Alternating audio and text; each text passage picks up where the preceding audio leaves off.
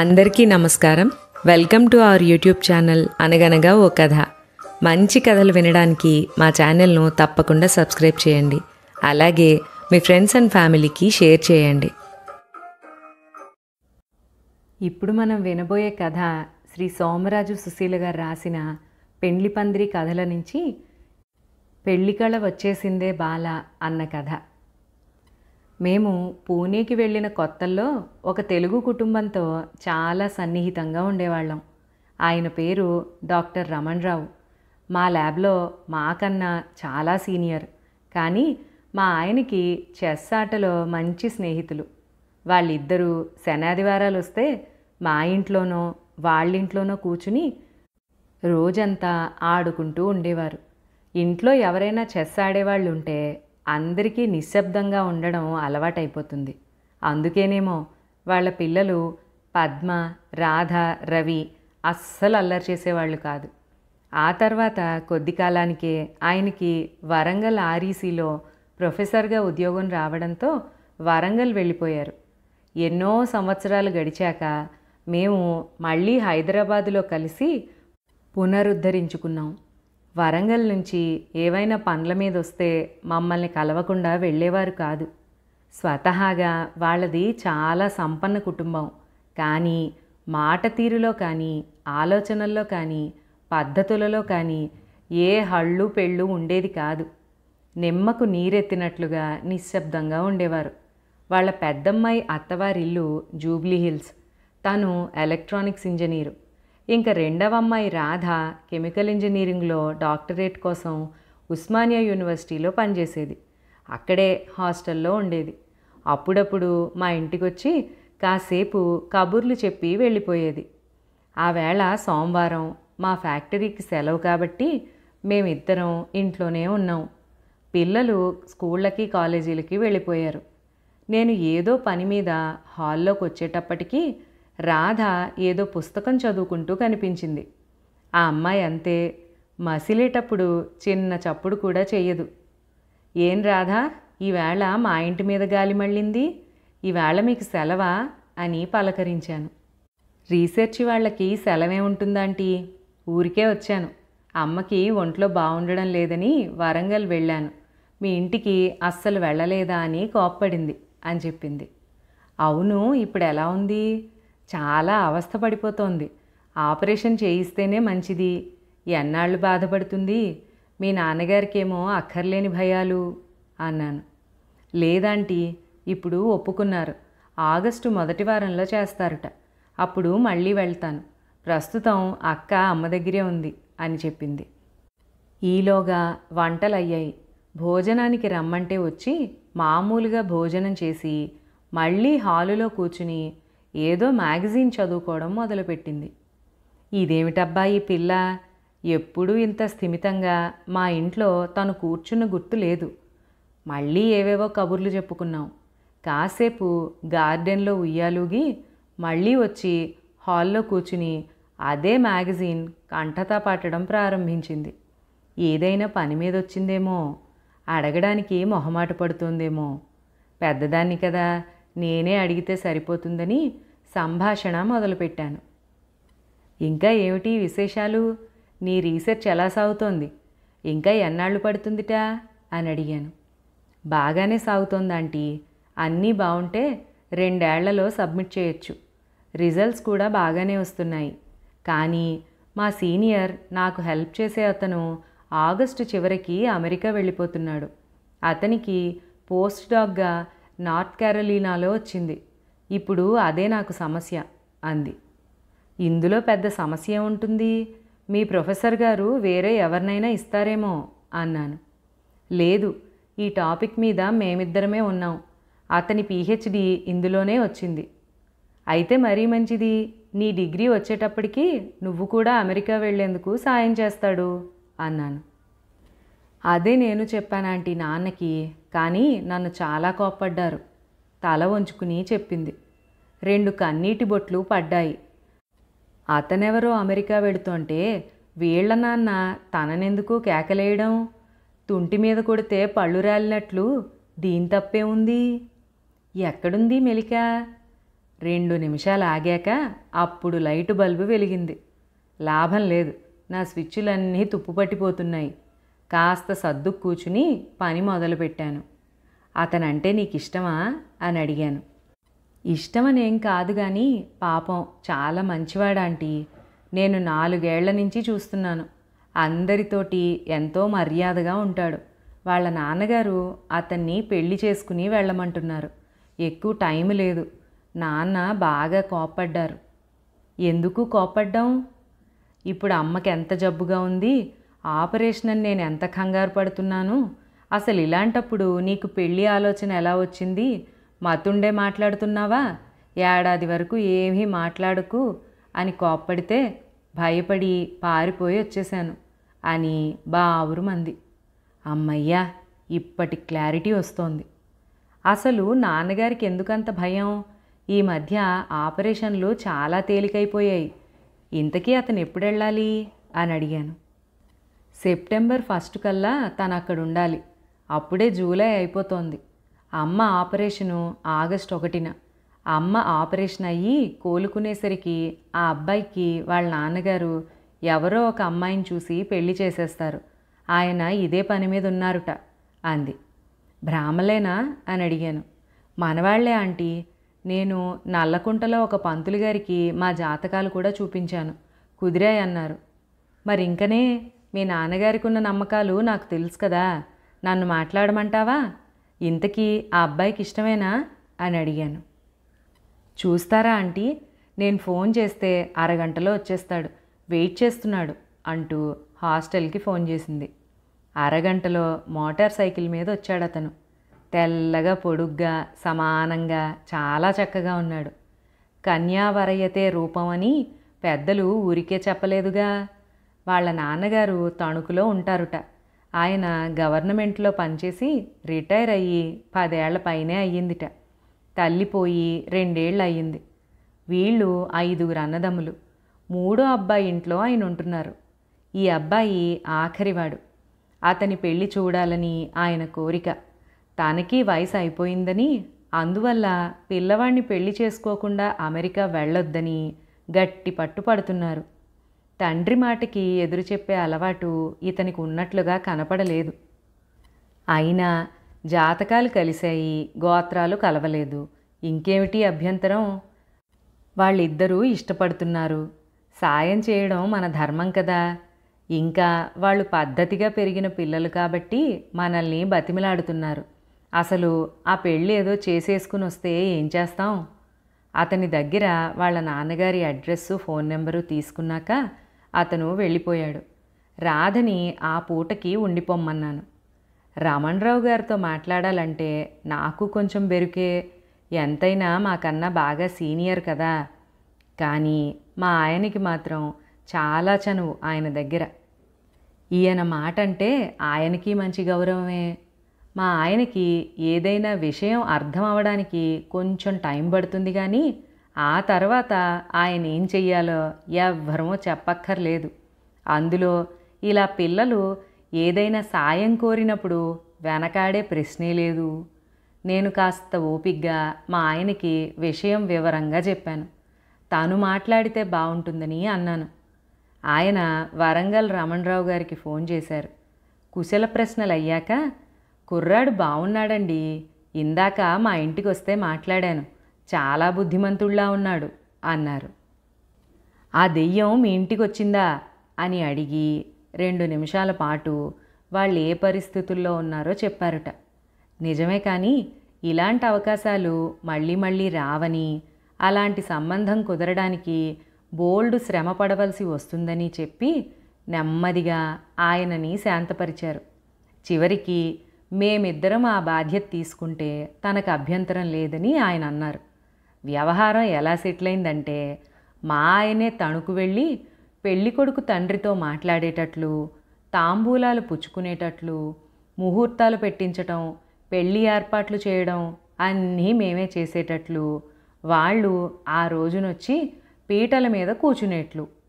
అసలు మేం వాళ్ళని అలా ఎలా ఒప్పించామో, వాళ్ళు ఎలా ఒప్పుకున్నారో, వాళ్ళకి మా మీద అంత నమ్మకం ఏమిటో తలుచుకుంటే ఇప్పటికీ నాకు చాలా ఆశ్చర్యంగా ఉంటుంది. అలాంటి సంఘటనలు, స్నేహాలు ఇప్పుడు మనం కల్లో కూడా ఊహించుకోలేము.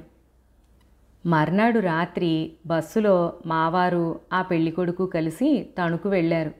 కూడా పెళ్ళికూతురి ఫోటోలు, జాతకాలు, కుటుంబ వివరాలు, ప్రవరలు అన్నీ రాసుకుని మరీ వెళ్ళారు. అక్కడ వాళ్ళ నాన్నగారు, అన్నయ్య పరమానంద భరితులై మా ఆయనకి రాచమర్యాదలు చేశారుట.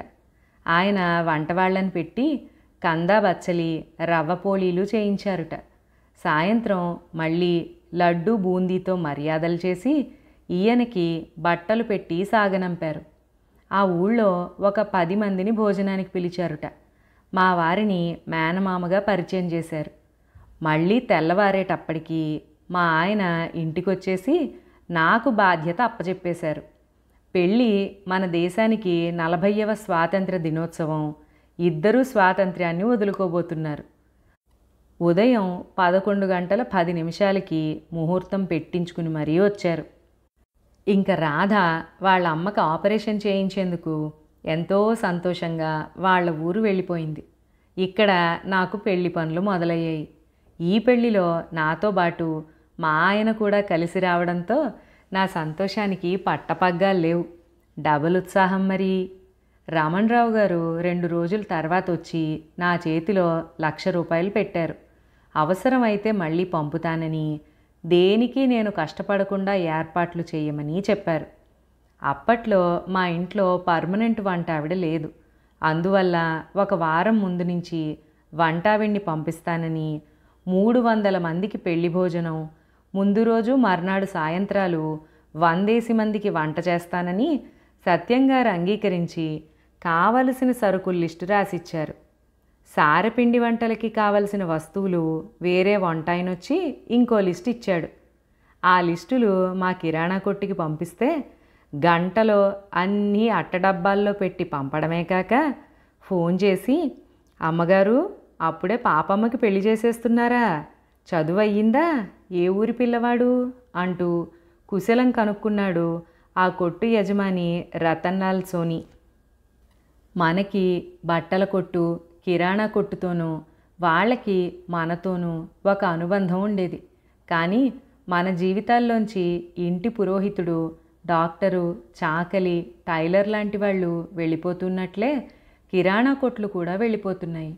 ఎంత పెద్ద దుకాణాలైనా డిపార్ట్మెంటల్ స్టోర్స్ తోటి, మాల్స్ తోటి పోటీ తట్టుకోలేక మాయం అయిపోతున్నాయి. ఒక పద్ధతిగా నెలకొకసారి సరుకులు తెప్పించుకుని వాడుకునే అలవాటు యువతరంలో తగ్గిపోతుంది. అమెరికాలో లాగా శనాదివారాల్లో పెద్ద పెద్ద స్టోర్స్కి వెళ్ళి కావలసినవి 4, సరదాకి 4, అవసరం పడితే ఎప్పుడైనా పనికొచ్చేవి 4 కొని అక్కడ భోజనాలు చేసి, సినిమా చూసి, సాయంత్రం డిన్నర్ కోసం ఇంకో పిజ్జా కొనుక్కుని ఇల్లు చేరుతారు. ఎంత సొమ్ము ఖర్చయినా ఒక 4 ఇంటికి భోజనానికి వస్తే పాలో, పెరుగో, కూరలో నూనె, నెయ్యో, ఒక్కొక్కప్పుడు బియ్యమో తెచ్చేందుకు యజమాని మళ్ళీ స్టోర్స్కి వెళ్లాల్సిందే. మా అమ్మమ్మ కానీ, అమ్మ కానీ, అత్తగారు కానీ, నేను కానీ ఎప్పుడూ అలా చేసిన గుర్తు లేదు. అన్నిటికన్నా వంటింట్లో కొట్టుగది చాలా స్ట్రాంగ్గా ఉండేది. ఆ రోజుల్లో ఎవరికి ఇంతంత సంపాదనలు ఉండేవి కాదు కదా. చుట్టాల తాకిడి బాగానే ఉండేది. అందువల్ల ఇంటి ఇల్లాలి ఆర్థిక ప్రణాళికలో వెచ్చాలు, వాటిని సరఫరా చేసే కిరాణా యజమాని ముఖ్య పాత్ర పోషించేవారు. డబ్బాల్లో పెళ్లి సరుకులు వచ్చి హాల్లో తిష్టవేయగానే మా ఇంటికి పెళ్లి కళ వచ్చేసింది. బట్టలు, పట్టుచీరలు, నగలు అన్నీ వాళ్ళు వరంగల్లో కొనుక్కుంటామని చెప్పి నా నెత్తిన పాలు పోశారు. నేను మధుపర్కాలు, తెరసల్లా, కొన్ని ధోవతుల్లాంటివి కొంటే నా షాపింగ్ పని అయిపోతుందని రికామీగా ఉన్నాను. కానీ నాతో ఏ వ్యవహారమూ అలా తెమలదు కదా. ఏదో మెలిక తప్పదు మరి.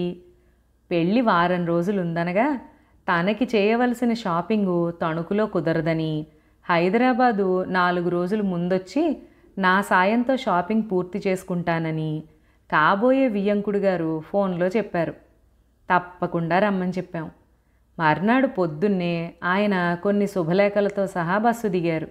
వాళ్ళకి బంధువులు హైదరాబాదులో చాలామందే ఉన్నారు. మరి వాళ్ళని ఆహ్వానించే పని కూడా పెట్టుకునే వచ్చారు.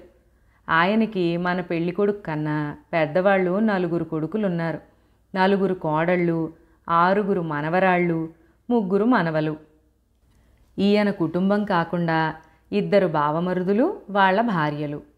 ఇది తను చేయబోయే ఆఖరి శుభకార్యం కాబట్టి అందరికీ మంచి బట్టలు పెట్టాలని, అది సర్ప్రైజ్గా ఉండాలని ఆయన కోరిక. కోడళ్ళంటే వాళ్ళ మాలిన అభిమానం ఆయనకి. అన్నట్లు 6 మనవరాళ్లలో ఒక అమ్మాయికి తన భార్య పేరు పెట్టారు కాబట్టి ఇంకో డ్రెస్ ఎక్కువ కొనాలి. ఒక్కొక్క చీర ఏ రేంజ్లో ఉండాలో కూడా చెప్పారు. 10ంటికల్లా కమ్మగా భోంచేసి బయలుదేరి సాయంత్రానికల్లా ఆయన తెచ్చుకున్న డబ్బులన్నీ అవగొట్టించేసి ఇల్లు చేర్చాను. డబ్బులు ఖర్చు పెట్టడంలో నాతో ఎవ్వరూ పోటీకి రాలేరు. 10 లక్షలు ఇచ్చినా 10 గంటల్లో దారి చూపించగలను. ఇంటికి వచ్చాక పెద్ద పెద్ద కవర్లలో ఎవరివి వాళ్ళకి పెట్టి ఖర్జూరాలు, పసుపు, కుంకుమ ప్యాకెట్లతో సహా నీట్గా ప్యాక్ చేసి పైన పేర్లు కూడా రాసి ఆయనకి అప్పచెప్పాను. నాకు కూతుళ్ళు లేని లోటు తీర్చావమ్మా అని ఆయన ఎంతో సంతోషించారు. అన్నట్లు ఆయన తన పిల్లలతో పాటు మా కుటుంబానికి కూడా బట్టలు కొన్నారు. పెళ్ళి జరిగేది మా ఇంట్లోనే అని కార్డుల్లో వేశాం కానీ తీరా వానాకాలం కదా, జాగా సరిపోదేమోనని అనుమానం వచ్చింది.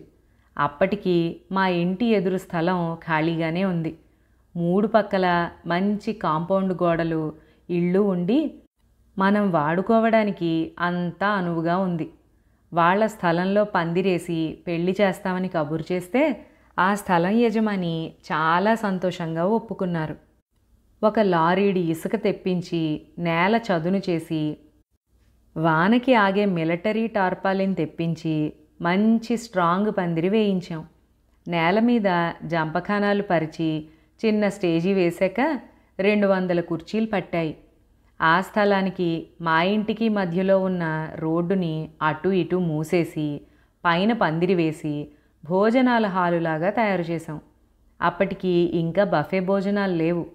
2 వరుసలు బల్లలు, కుర్చీలు వేసి 2 బ్యాచ్లలో అందరి భోజనాలు అయ్యేటట్లుగా రెడీ పెట్టాం. కన్యాదాతలు ఒక పెద్ద వ్యాన్లో తోడుగా ఒక నర్సుని వెంట పెట్టుకుని పెళ్లి ముందు రోజు మా ఇంటికి చేరారు. పెళ్లి కూతుర్ని చేసేటప్పుడు తోడ పెళ్లి కూతురు ఎవరా అని ఆలోచన వచ్చింది. అది కూడా మా ఇంటి ఆడపడిచే. అదే మా అమ్మాయి కూచుని తన వంతు పాత్ర నిర్వహించింది. తోడ పెళ్లి కూతురు అయితే త్వరగా పెళ్ళైపోతుందని మా చిన్నప్పుడు ఆశ పెట్టేవారు. కానీ మా అమ్మాయి విషయంలో నిజంగానే జరిగింది. ఈ పెళ్ళైన సరిగ్గా ఏడాదికి దాని పెళ్ళి కూడా అయ్యింది. అమ్మయ్య, చాలా వరకు పనులన్నీ అయ్యాయి. పెళ్లివారికి మా వీధిలోనే ఉన్న ఇంట్లో 4 గదులు విడిదిచ్చాం. అందరూ అనుకున్న సమయానికి చేరారు. కానీ ఏం లాభం, తెల్లవార్లు కొండపోత వర్షం. తెల్లవారేటప్పటికి కుర్చీలు, బల్లలు అన్నీ నాని ముద్దయిపోయి ఉన్నాయి. 4 కూలీల్ని పెట్టించి అన్నీ తుడిపించి మళ్ళీ సర్దేటప్పటికి సూర్యభగవానుడు తళతళలాడుతూ ప్రత్యక్షమయ్యాడు. తెల్లవార్లు వానలో నానిన మామిడాకులన్నీ తలంట్లు పోసుకున్న అమ్మాయిల్లాగా సూర్యకిరణాల్లో మెరవడం మొదలెట్టాయి. 9 అయ్యేటప్పటికి బంధువుల రాక మొదలైంది. ఈ లోపల మా హాల్లోనే స్నాతకం పూర్తయింది. వెంటనే పెళ్లి పీటల మీద కూర్చున్నారు. ఒక్క చినుకు కూడా పడకుండా లక్షణంగా శోభాయమానంగా పెళ్ళయింది. 2 బ్యాచులలో చాలా మట్టుకు అందరి భోజనాలు కూడా పూర్తయ్యాయి. ఒక 25 మంది ఆడపెళ్లివారం మాత్రం మిగిలాం. ఇంకా హోమాలు అవ్వలేదు కాబట్టి వధూవరులకి టిఫిన్లు పెట్టి ఐస్ క్రీమ్ తినిపించాం. మేం కూడా భోజనాలు కానిస్తే హోమాలు, అప్పగింతలు పూర్తి చేసి పెళ్లివారిని సాగనంపచ్చు అని లేవబోతున్నాం. మళ్ళీ మొదలైంది వాన. సన్న తుప్పరగా మొదలై ఆగకుండా కురుస్తూనే ఉంది. దాంతో వంటలన్నీ మా వంటింట్లోకి చేరాయి. అందరం మనవాళ్లమే కాబట్టి నిలబడో కూచునో భోజనాలు అయ్యాయి అనిపించాం. పోర్టికోలోనే హోమాలు అప్పగింతలు పూర్తయ్యాయి. నేనెంత కష్టపడ్డా నన్నేదోటి ఆట పట్టిస్తే గాని మా వాళ్ళకి తృప్తిగా ఉండదు. సుశీల తన పతివ్రత మహాత్మ్యంతో వరుణదేవుణ్ణి ఆపి మరీ పెళ్లి చేయించేసింది అని నా మీద జోకులేశారు. సాయంత్రం 6 గంటలు అయ్యేసరికి మగపెళ్లివారు మిగిలిన బూరెలు పులిహోర ప్యాక్ చేయించుకుని పెళ్లి కూతుర్ని ఆవిడ అక్కని వెంట తీసుకుని స్టేషన్కి వెళ్ళిపోయారు.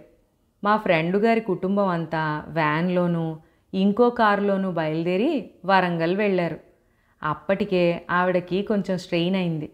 మర్నాడు పొద్దున్నే ఇంకో పెళ్ళుందని చెప్పి టెంట్ వేసేవాడు కుర్చీలు బల్లలు టెంట్లు జంపఖానాలు గిన్నెలతో సహా పూచిక పుల్ల కూడా మిగిల్చకుండా తీసుకుపోయాడు. రాత్రి 8 అయ్యేటప్పటికీ అక్కడ అంత పెద్ద శుభకార్యం జరిగిన ఆనవాళ్లు కూడా లేవు. అంతా మాయాబజార్ సినిమా. ఆనవాయితీ తప్పకుండా మా అత్తగారు వేడిగా అన్నం, బెండకాయ కూర, దోసకాయ పచ్చడి, చారు చేసి కొడుక్కి భోజనం పెట్టారు. అది మా సోమరాజు వాళ్ళ గొప్ప. ఎన్ని ఆధరువులున్నా మా ఆయనకి ఏ పూట దాపూట వండాల్సిందే. తల్లి ఉన్నన్నాళ్ళు అలాగే జరిగింది. మరి మా అమ్మ కొంచెం పైకి అననే అంది, అమ్మ ఇంకో అమ్మ కన్న పిల్లకి అంత ధైర్యం చేసి ఇన్ని ఏర్పాట్లు చేశావు, ఏదైనా తేడా వస్తే లోకం నిన్ననదా అని. మా అత్తగారు, ఏం పర్వాలేదు వదిన గారు, తలపెట్టిన పని మంచిదైతే దేవుడు ఎప్పుడూ కూడానే ఉంటాడని అమ్మకి ధైర్యం చెప్పారు. అలా పెళ్లి చేసుకున్న ఆ జంట సంతోషంగా పిల్లా పాపలతో అమెరికాని ఏలుతూ మాకు ఇంకా ఎన్నో మంచి పనులు చేసేందుకు కావలసిన ఉత్సాహాన్ని ఇస్తున్నారు. ఈ చక్కటి కథ ఇక్కడితో సమాప్తం. ఈ కథలో చెప్పినట్టుగా ఇంటి ముందు పందిరేసి ముచ్చటగా పెళ్లి చేయడం నేను కూడా ఒక్కసారి చూశాను నా చిన్నప్పుడు. మా చిన్నప్పుడు మా వీధిలోనే భవానీ ప్రసాద్ గారని ఉండేవారు. ఆయన ఎక్స్ సర్వీస్ మెన్.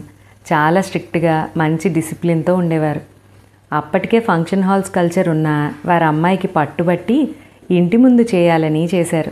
అమెరికా సంబంధం అయిన అందరికీ వాళ్ళ చుట్టాల ఇళ్లే విడిదిగా ఇచ్చారు.